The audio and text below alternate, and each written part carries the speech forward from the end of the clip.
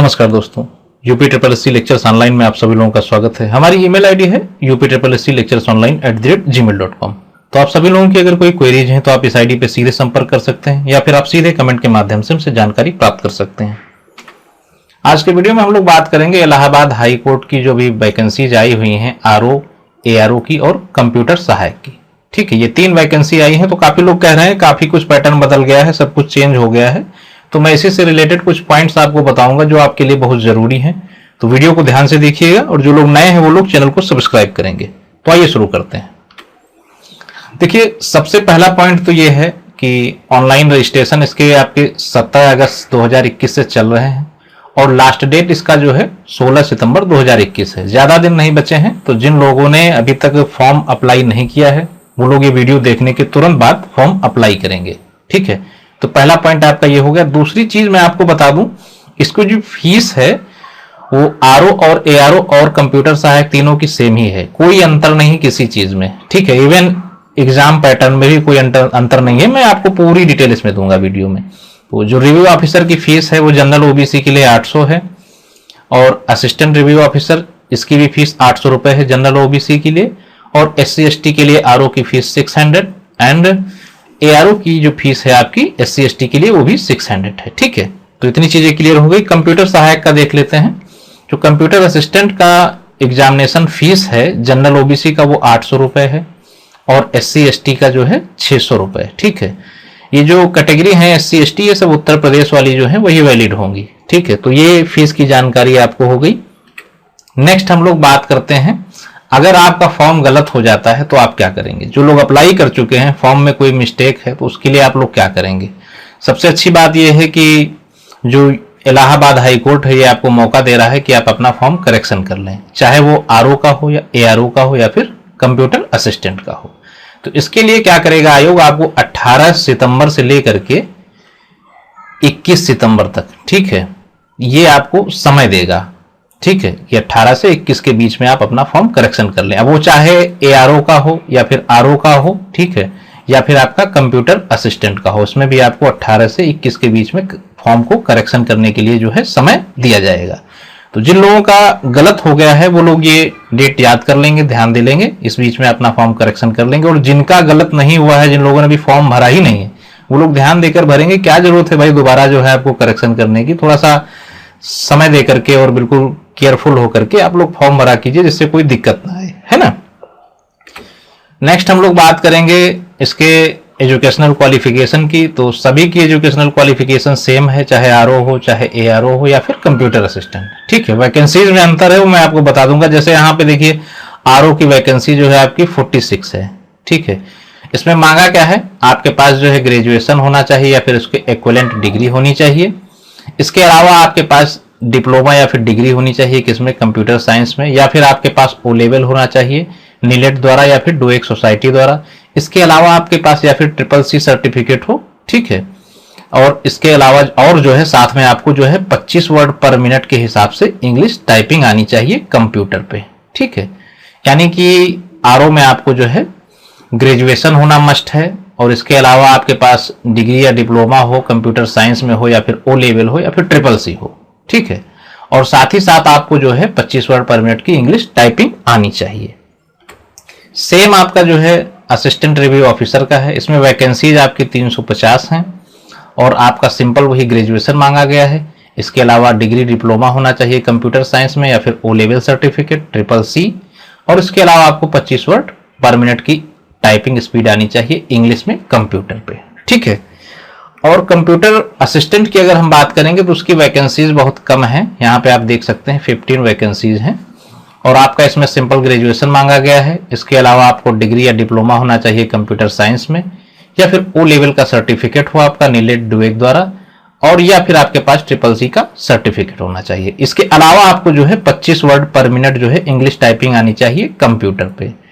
तो तीनों का सेम ही है, चाहे वो आरओ एआरओ हो या फिर कंप्यूटर असिस्टेंट हो, है ना।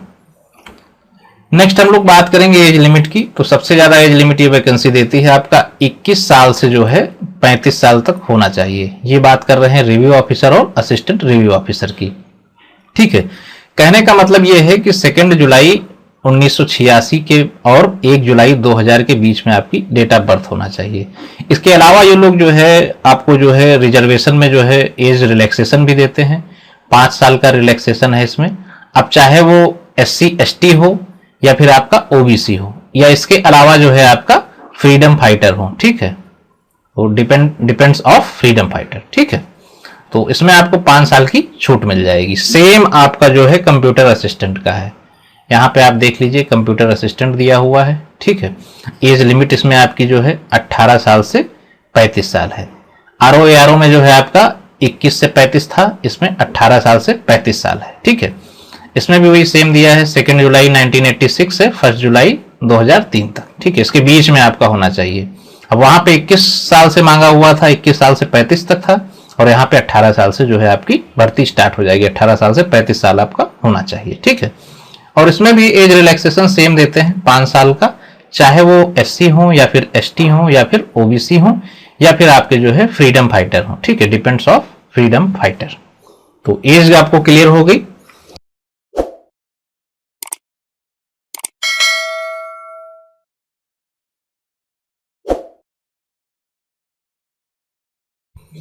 अब हम लोग थोड़ा सा रिटन एग्जाम पे चर्चा कर लेते हैं।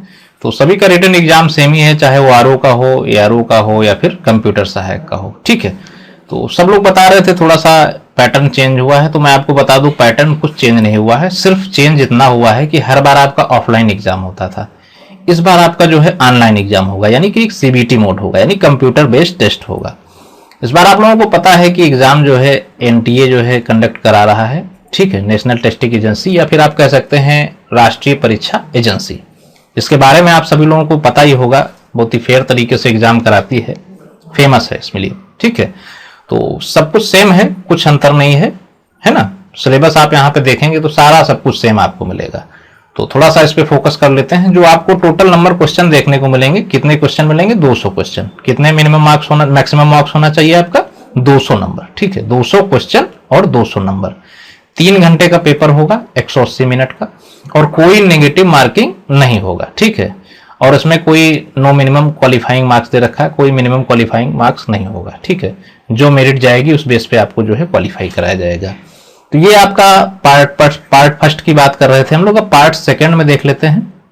पार्ट सेकंड में क्या होगा, आपका टाइपिंग टेस्ट है, मैक्सिमम 50 नंबर आपको लाने हैं, 20 मिनट का टेस्ट होगा, ठीक है। इसमें कोई नेगेटिव मार्किंग नहीं दे रखा है, यानी कि आपको इसमें क्या है, क्वालिफाइंग मार्क आपको लाने होंगे, यानी 25 नंबर आपको 50 में से लाने ही लाने हैं, तब आप क्वालिफाई कराए जाएंगे, ठीक है।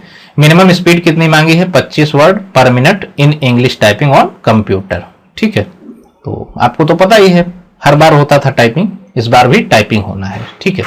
तो अब सिलेबस में क्या है, सेम सिलेबस है, general science, history of India, ठीक है, इंडियन नेशनल मूवमेंट, पॉलिटी आपका है, इंडियन एग्रीकल्चर के बारे में है, पॉपुलेशन के बारे में है, वर्ल्ड ज्योग्राफी है आपकी, current national international important events हैं, जनरल एप्टीट्यूड है, ठीक है, जनरल नॉलेज आपका पूछा जाएगा, स्पेशली उत्तर प्रदेश से रिलेटेड, और आपका जो है टेस्ट किया जाएगा जनरल इंग्लिश और जनरल हिंदी ग्रेजुएशन लेवल का, ठीक है, और कंप्यूटर की नॉलेज आपसे जांची जाएगी। इसके अलावा पार्ट सेकंड में आपको दे रखा है यही जो यहाँ पे हम लोग बात कर रहे थे। इसमें क्या होगा, आपको इंग्लिश का जो है अप्रॉक्स 500 वर्ड का एक पैसेज प्रोवाइड कराया जाएगा, ठीक है। आपको सेम फॉर्मेट पे जो है, आपको सेम फॉर्मेट पे कंप्यूटर पे उसको रिप्रोड्यूस करना है, वैसे ही same as it is type कर देना है। तो ये आपका जो है कंप्यूटर नॉलेज टेस्ट हो जाएगा। इसमें 25 नंबर आपको लाने ही लाने हैं। ये हमने बात कर ली RO की। ARO का हम लोग देख लेते हैं। ARO में अगर आप देखेंगे सब कुछ सेम मिलेगा, 200 क्वेश्चन, 200 नंबर और सेम टाइमिंग 180 मिनट या फिर 3 घंटे, नो नेगेटिव मार्किंग, ठीक है।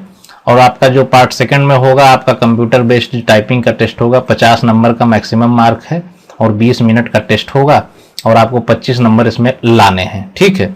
और सेम आपका सिलेबस यहाँ पे मिलेगा, जो उसमें पुराने वाले में आपका RO ARO में था, सेम सिलेबस आपको मिलेगा, ठीक है। जनरल इंटेलिजेंस और बाकी ये कंप्यूटर की नॉलेज वगैरह सब कुछ सेम है। अब 500 वर्ड का आपको पार्ट सेकंड में पैसेज दिया जाएगा, सेम फॉर्मेट आपको रिप्रोड्यूस करना है, ठीक है। ये अलग बात है कि मान लीजिए RO का पेपर थोड़ा सा टफ है, इसका थोड़ा सा आपका हल्का है पेपर, और जो आपका जो कंप्यूटर सहायक है, कंप्यूटर असिस्टेंट, उसका थोड़ा सा पेपर और इजी आ जाए, लेकिन पैटर्न और सिलेबस सेम रहेगा। इसमें भी आप देख लेंगे कंप्यूटर असिस्टेंट का है, इसमें 200 क्वेश्चन होंगे, 200 नंबर आपको लाने होंगे मैक्सिमम, 3 घंटे का समय दिया जाएगा, नेगेटिव मार्किंग है नहीं। पार्ट फर्स्ट की बात हम लोग कर रहे थे, पार्ट सेकंड में आप देखेंगे तो same 50 number maximum mark, 20 minute का टेस्ट होगा आपका, और इसमें आपको जो है 50 मार्क में से 25 नंबर आपको लाने ही लाने हैं क्वालिफाई होने के लिए। सिलेबस आप देखेंगे सेम है, साइंस है, हिस्ट्री है, ज्योग्राफी है, जनरल इंटेलिजेंस है, ठीक है, कंप्यूटर है, तो इंग्लिश हिंदी है, तो ये सारी चीज़ें सेम है। और जो आपका part second computer knowledge test है, इसमें आपको 500 वर्ड का वही पैसेज दिया जाना है, सेम फॉर्मेट में आपको कंप्यूटर में रिप्रोड्यूस कर देना है, टाइप कर देना है। तो ये मैंने आपको जो बता दिया, आरओ का हो सकता है पेपर थोड़ा सा हार्ड आए, ठीक है, उससे थोड़ा सा लूज पेपर एआरओ का आएगा, और इसके अलावा आपका जो कंप्यूटर असिस्टेंट का हो सकता है सबसे आसान पेपर आए, ठीक है। तो ये चीजें आप लोग बिल्कुल दिमाग में रखिएगा, आरओ, एआरओ और कंप्यूटर असिस्टेंट। तो इनमें थोड़ा सा आपको ध्यान रखना यही है कि जो पुराना पैटर्न था, जो लोग तैयारी जैसे करते आ रहे थे वैसे सेम वो लोग करेंगे, कोई इशू नहीं है, सेम आप लोग वैसे सेम तैयारी करेंगे, क्योंकि सेम सिलेबस है, कोई अंतर नहीं। बस ये है थोड़ा सा इसको जो है ऑनलाइन करा दिया गया है, पहले आपका ऑफलाइन होता था। तो जो लोग कंप्यूटर की नॉलेज नहीं रखते हैं उनको थोड़ा सा हो सकता है दिक्कत हो जाए, नहीं तो बाकी कोई दिक्कत वाली बात नहीं है इसमें। और आसान रहता है, आपको गोले बनाने में समय वेस्ट नहीं करना, जैसे आपने देखा तुरंत खटाक से जो है टिक किया, आगे बढ़ दिए, तो कोई दिक्कत नहीं। किसी को कहीं से कोई समस्या आती है तो आप मुझसे बात करिएगा, मैं आपकी जो है प्रॉब्लम सॉल्व करने की बिल्कुल कोशिश करूंगा। और बाकी मैं इतनी बात आपसे कहना चाहूंगा, जितने लोगों ने आज भी अप्लाई नहीं किया है वो आज और अभी इस वीडियो को देखने के बाद तुरंत अप्लाई करें, क्योंकि लास्ट में सर्वर इतना बिजी हो जाता है कि आपके पास समय नहीं रहता है कि आप कर पाए। कोशिश करते रहते हैं अब हो जाए, लेकिन होता ही नहीं है। फॉर्म क्लियर हो गया आपका तो फीस नहीं सबमिट हो पाती, फीस भी आपकी ऑनलाइन ही सबमिट होनी है एसबीआई के थ्रू, तो उसका ध्यान रखिएगा, सर्वर पे प्रॉब्लम आ जाती है। तो भाई नेक्स्ट वीडियो में हम लोग फिर मुलाकात करेंगे आपसे कुछ अच्छे प्रश्नों के संग्रह के साथ में, कुछ अच्छी जानकारी के साथ में। तो वीडियो अच्छा लगा हो तो लाइक कीजिएगा, अपने फ्रेंड्स के साथ शेयर कीजिएगा, और जो लोग नए हैं वो लोग चैनल को सब्सक्राइब करेंगे। Thank you.